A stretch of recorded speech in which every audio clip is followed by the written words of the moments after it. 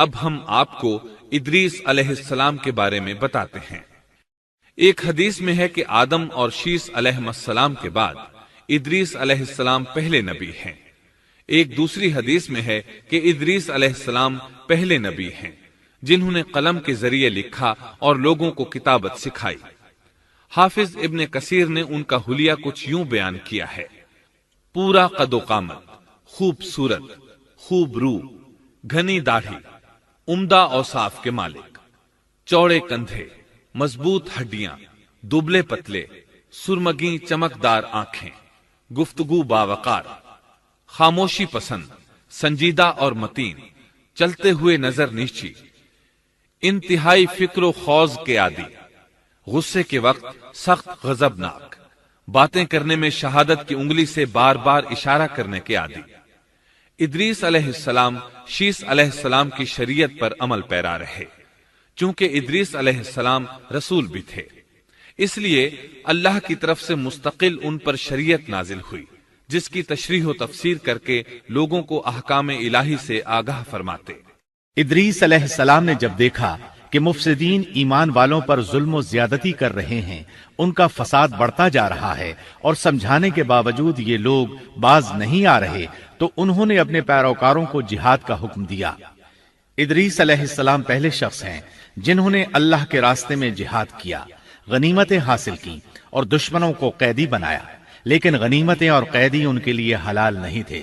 رسول اللہ صلی اللہ علیہ وسلم پہلے رسول ہیں جن کے لیے غنیمتیں حلال کی گئیں، لیکن یہ بات یقینی ہے کہ جہاد سب سے پہلے ادریس علیہ السلام نے کیا۔ انہوں نے جہاد کے لیے سب سے پہلے ایک لشکر تیار کیا، پھر اس لشکر کو 2 حصوں میں تقسیم کیا۔ ایک حصہ پیادوں پر مشتمل تھا، دوسرا سواروں پر۔ چنانچہ بھرپور تیاری کے بعد ادریس علیہ السلام نے قابیل کی قوم پر چڑھائی کر دی۔ حق و باطل کے درمیان زبردست مارکے ہوئے۔ آخرکار ادریس علیہ السلام نے انہیں گھٹنے ٹیکنے پر مجبور کر دیا۔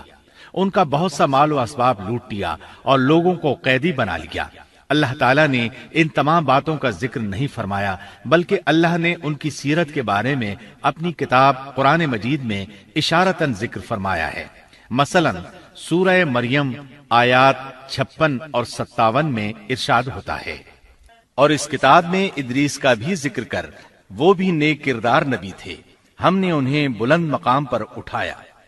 ان کے بلند مرتبے کے بارے میں بخاری اور مسلم میں حدیث موجود ہے کہ نبی کریم صلی اللہ علیہ وسلم نے فرمایا: میں نے معراج کی رات 4تھے آسمان پر ادریس علیہ السلام سے ملاقات کی۔ وہ 4تھے آسمان پر بلند مقام پر فائز تھے۔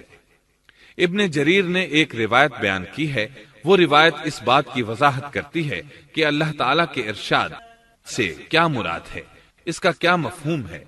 ابن جریر کے علاوہ دیگر بڑے بڑے مفسرین اور مورخین نے بھی اس روایت کو ذکر کیا ہے، لیکن اس کی کوئی صحیح سند نہیں مل سکی۔ وہ روایت یہ ہے: ابن ابی حاتم وغیرہ نے اس روایت کو ہلال بن یسار سے بیان کیا ہے۔ وہ کہتے ہیں، میری موجودگی میں ابن عباس رضی اللہ عنہما نے کعب رحمت اللہ علیہ سے پوچھا: کعب، ادریس علیہ السلام کے متعلق اللہ تعالیٰ کے اس قول ہم نے انہیں بلند مقام پر اٹھا لیا کا کیا مطلب ہے؟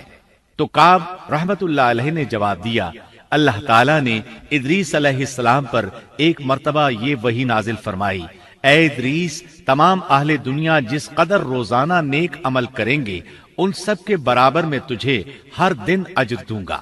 ادریس علیہ السلام نے یہ سنا تو انہیں خواہش محسوس ہوئی کہ میرے اعمال میں روز افزوں اضافہ ہو، اس لیے عمر کا حصہ طویل ہو جائے تو اچھا ہے۔ انہوں نے وحی الہی اور اپنے اس خیال کو ایک رفیق فرشتے پر ظاہر کر کے کہا: اس معاملے میں موت کے فرشتے سے گفتگو کرو تاکہ میں نیک اعمال کا زیادہ سے زیادہ وقت حاصل کر سکوں۔ اس فرشتے نے جب یہ سنا تو ادریس علیہ السلام کو اپنے بازوؤں پر بٹھا کر لے اڑا۔ جب یہ 4تھے آسمان سے گزر رہے تھے تو موت کا فرشتہ زمین پر آنے کے لیے اتر رہا تھا، وہیں دونوں کی ملاقات ہو گئی۔ دوست فرشتے نے موت کے فرشتے سے ادریس علیہ السلام کے بارے میں گفتگو کی۔ موت کے فرشتے نے دریافت کیا: ادریس علیہ السلام کہاں ہیں؟ اس نے کہا: میری پشت پر۔ موت کا فرشتہ کہنے لگا، مجھے اللہ کی طرف سے یہ حکم ملا ہے کہ چوتھے آسمان پر ادریس علیہ السلام کی روح قبض کروں۔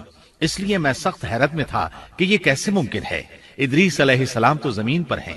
چنانچہ موت کا فرشتہ ادریس علیہ السلام کے پاس آیا، ان سے اجازت طلب کی اور ان کی روح قبض کر لی۔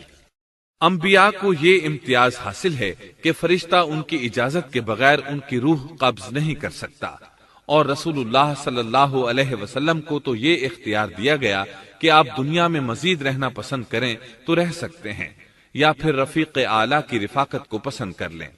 آپ نے رفیق اعلیٰ کی رفاقت کو پسند فرمایا۔ اس طرح ادریس علیہ السلام کی روح چوتھے آسمان پر قبض کی گئی۔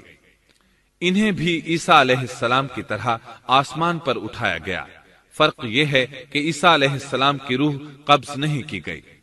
یہ واقعہ نقل کر کے کعب رحمت اللہ علیہ فرماتے ہیں کہ اللہ تعالیٰ کے ارشاد کی تفسیر یہی ہے، لیکن درست بات یہ ہے کہ یہ اسرائیلی روایت ہے۔ ادریس علیہ السلام کی وفات ہو گئی تو لوگ فساد میں اور بڑھ گئے، ان میں شر پھیل گیا، تاہم وہ توحید پر قائم رہے۔ بت پرستی کا ان میں کوئی شعور نہیں تھا۔ لوگ آدم علیہ السلام کی وفات کے 1000 سال بعد تک توحید پر قائم رہے۔ ان میں فسق و فجور ضرور تھا، لیکن شرک نہیں تھا۔ اللہ تعالیٰ کے اس ارشاد دراصل لوگ ایک ہی امت تھے کا یہی مطلب ہے۔